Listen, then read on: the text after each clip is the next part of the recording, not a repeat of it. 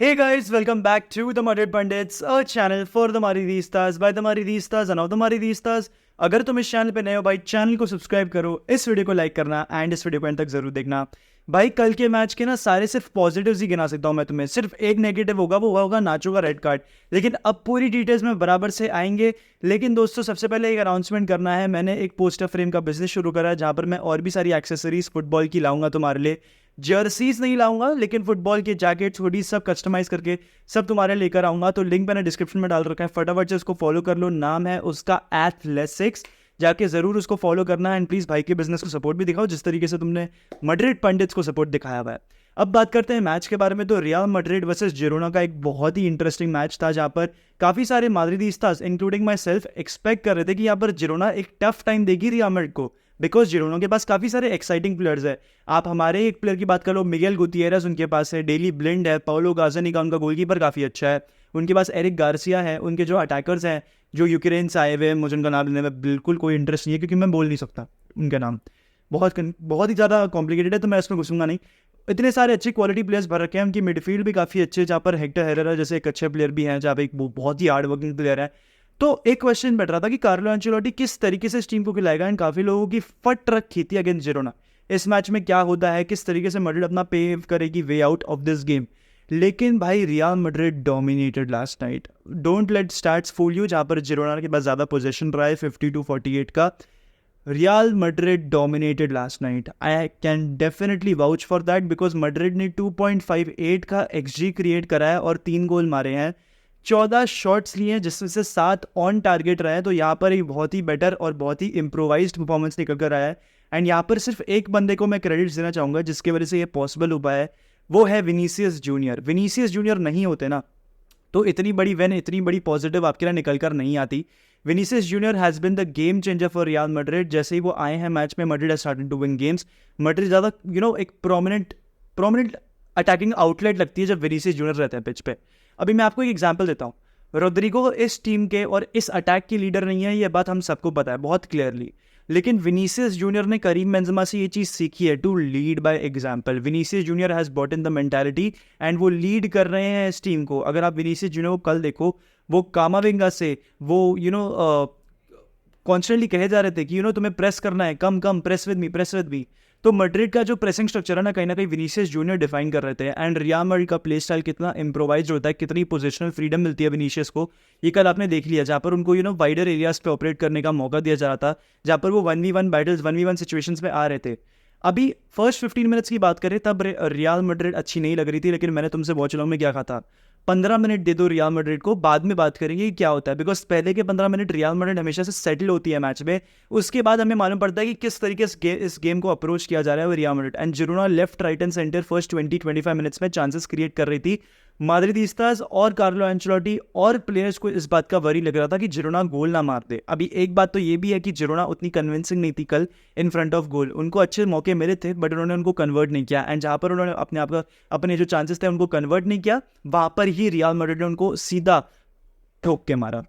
तो ये एक बहुत बड़ी पॉजिटिव है रियल मैड्रिड की, कल बहुत ही सारे पॉजिटिव्स निकल कर आए हैं। 3 पॉइंट्स पहली बात आ गए हैं, we are top of the table. And तुम्हें एक स्टार्ट बता दूं, जब भी इस सीजन में कामाविंगा, चुआमेनी और वाल्वर्डे साथ में स्टार्ट करे हैं ना, रियल मैड्रिड ने वो ना ही सिर्फ गेम जीता है लेकिन साथ ही साथ रियल मैड्रिड ने एक गोल भी कंसीड नहीं करा है। तो ये एक बहुत ही बड़ा पॉजिटिव है। मैड्रिड के पास शायद से इस समय कोई अटैकिंग में गैलेक्टिको प्रेजेंट नहीं होगा, लेकिन इतना मैं दावे के साथ कह सकता हूँ कि रियल मैड्रिड के पास 4 गैलेक्टिकोस इनकी मिडफील्ड में है। एंड ये आपके लिए एक बहुत बड़ी पॉजिटिव चीज़ है बिकॉज यहाँ से ही आपको और डोमिनेट करके गेम्स को लेना है और आगे चलना है। अभी वाल्वर्डे के बारे में मैं थोड़ी सी बात करना चाहूँगा क्योंकि कल लोग कह रहे थे कि भाई वाल्वर्डे के बारे में बात करो यार, he is having such an underrated season. पहली बात तो जितने लोगों को लगता है कि वाल्वर्डे फिर से गोल स्कोरिंग वाले फॉर्म में आ जाएंगे, वो दबा दबा के गोल्स मारेगा, 15-20 गोल मारेगा, आई डोंट थिंक वो भी पॉसिबल है। ये इसलिए भी पॉसिबल है क्योंकि उसका वो बेस्ट था, वो पर्पल पैच था जो लास्ट सीजन निकल कर आया था। ये रीज़न नहीं है इसका, एक और रीज़न है। आप देखो, आप वाल्वर्डे को एक 4-4-2 डायमंड में देखो और आप वाल्वर्डे को 4-3-3 में देखो। पहली बात तो पिछले साल वाल्वर्डे राइट विंग पे खेला था जहाँ पर उसकी पोजिशनल पूरी अथॉरिटी जो थी, उसकी पोजिशनल फ्रीडम थी, वो बहुत ही डिफरेंट थी, बहुत कॉन्ट्ररी थी to what it is right now. एक 4-4-2 डायमंड में at times Real Madrid narrow जाती है, वाइड जाती है, नैरो जाती है, वाइड जाती है, ठीक है, वो कॉन्स्टेंटली जो पोजिशनल फ्रीडम जो फ्लक्चुएट करने के लिए कार्लो एंचेलोटी देता है ना अपनी मिडफील्ड को, वो आपको बहुत अच्छे से प्रेजेंट दिखेगा। एंड जब वो वाइड जाती है ना, तब तुम देख सकते हो कि मैड्रिड अटैक कर रही है, प्रेसिंग कर रही है, तब जाके तब मैड्रिड वाइड जाती है। लेकिन जब नैरो होती तब पता है कब होती है, जब मैड्रिड को पोजीशन नहीं होता अपने पास, मतलब जब बॉल अपोजिशन के पास होती है तब मैड्रिड नैरो होती है, वाइड होती है। वो पोजिशनल इंटैक्ट रहना अब धीरे धीरे सीख रही है वो मिडफील्ड, जो कि बहुत ही ज़्यादा इंपॉर्टेंट है। साथ ही साथ वेल्वर्डे की जहाँ तक मैं बात करूँ, Valverde has created the most chances for Real Madrid. He has probably taken one of the most shots, मतलब सेकंड या थर्ड आता है वो for Real Madrid. And progressive carry सबसे ज़्यादा वेल्वर्डे की है इस टीम में। The most dribbles completed in this team Valverde. तो वेल्वर्डे का एक बहुत ही अंडररेटेड सीजन जा रहा है, ठीक है। मोस्ट सक्सेसफुल टेक ऑन्स भी वेल्वर्डे का ही है इस सीजन रियल मैड्रिड के लिए। तो he is being a complete package, he is being a complete midfielder. And यहाँ पर आपको क्रेडिट्स देने पड़ेंगे फेडरिको वेल्वर्डे को के लिए। And coming back to my point, मैं बस ये कहना चाह रहा था कि वेल्वर्डे को आप कल के गेम में देखो, आपको समझ में आ जाएगा कि ये बंदा रियल मैड्रिड का इंजन है। ये बंदा रियल मैड्रिड का इंजन है। ये हर एक अटैक रियल मैड्रिड का इनिशिएट करता है। ऑल दो गोल्स ऑरेलियन चुआमेनी और जूड बेलिंगम के अटैक से आए हैं, लेकिन वेल्वर्डे आप हर बार देखो, हर एक बिल्डअप में आपको दिखेगा सबसे मोस्ट इंपॉर्टेंट पार्ट इस टीम के लिए, and that is very very important. Valverde का काम गोल स्कोरिंग का नहीं है, ऑल्दो वो कर सकता है, लेकिन उसका जो मेन आउटलेट है, उसका जो मेन एट्रीब्यूट है to create the buildups, to start the transitions from defence to attack. वही एक काम होता है एक बॉक्स टू बॉक्स मिडफील्डर का। एंड एक 4-4-2 डायमंड में वेल्वर्डे की जो एक्चुअल मिडफील्ड वाली क्वालिटीज़ है वो उभर कर आ रही हैं। तो ये एक बहुत ही इंपॉर्टेंट वाली पार्ट है। बाकी तो मैं सारी चीज़ें एक टैक्टिकल एनालिसिस का वीडियो प्रिपेयर कर रहा हूँ, उसमें आपके लिए लेकर ही आऊँगा। लेकिन और चीज़ों के बारे में बात करूँ तो कामाविंगा की एक बहुत ही अच्छी स्टार्ट मेरे को लगी जब मैं सारे प्लेयर्स की स्टार्ट्स गो थ्रू कर रहा था। कामाविंगा ने 15 ग्राउंड डुअल्स कंप्लीट करे हैं। अभी मैंने फर्स्ट हाफ में एक चीज़ बोली थी कि कामाविंगा उतना अच्छा नहीं लग रहा, उतने स्टैंडर्ड्स का नहीं लग रहा जैसे वो यूजुअली लगता है। सेकंड हाफ में आपको एक पूरा डिफरेंट कामाविंगा देखने को मिला, एंड वैसा ही कामाविंगा आप हर मैच में देखते हो।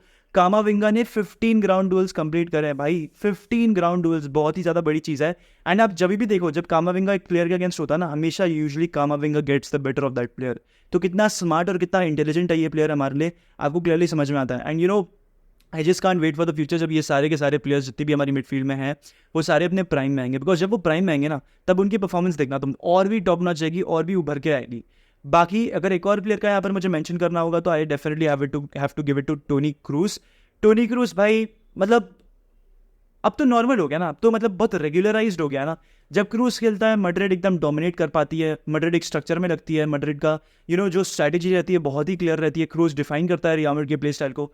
ये सारी चीज़ें हमें पता ही है, तो मतलब मुझे बार बार रिपीट करने की जरूरत भी पड़ती है नहीं ना, तो ठीक है आगे बढ़ते हैं। बाकी ऑरेलियन चुआमेनी का एक बहुत ही बढ़िया परफॉर्मेंस था। यहाँ पर मेरे को ऑरेलियन चुआमेनी के लिए काफ़ी सारे पॉजिटिव्स है बोलने के लिए। नॉट जस्ट इस डिफेंसिव आउटवर्क जो वो प्रोवाइड करता है, लेकिन ऑफेंसिवली भी वो स्टार्ट कर रहा था कल अटैक्स। एंड ऐसे ही आपको ऑरेलियन चुआमेनी को देखना पड़ेगा, बिकॉज डिफेंस और ऑफेंस दोनों कर पाता है ऑरेलियन चुआमेनी।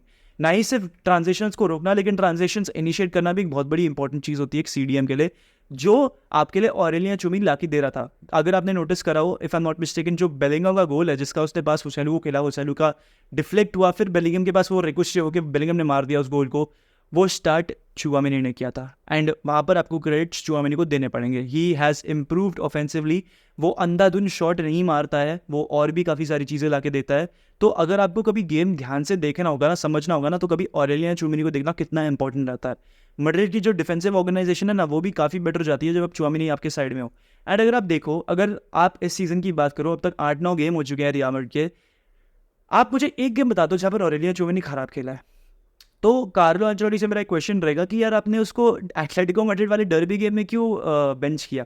इतना अच्छा खेल रहा है आपके लिए, अब तो उसने बंदे ने गोल भी मार के दे दिया, और क्या करेगा बंदा, ठीक है, उसने अब तो गोल भी ला के दे दिया। तो there is nothing more that Aurelien Tchouameni के डू। सो मोर और लेस तो आई थिंक यही था। Kepa did not have much to do. I think 2-3 अच्छे सेव्स करे हैं, तो that is that. But Joselu ने भी गोल मार दिया है। 3 गोल्स या 4 गोल्स हो चुके हैं हुसैलू के so far in the season. अगर प्री सीजन का गिनने बैठूँ तो 5 गोल मार चुके हैं Joselu. That is good for a backup striker. And उसकी भी परफॉर्मेंसेस काफ़ी इंप्रूव हो रही है, तो वहाँ पर भी आपको एक पॉजिटिव देखने को मिला है।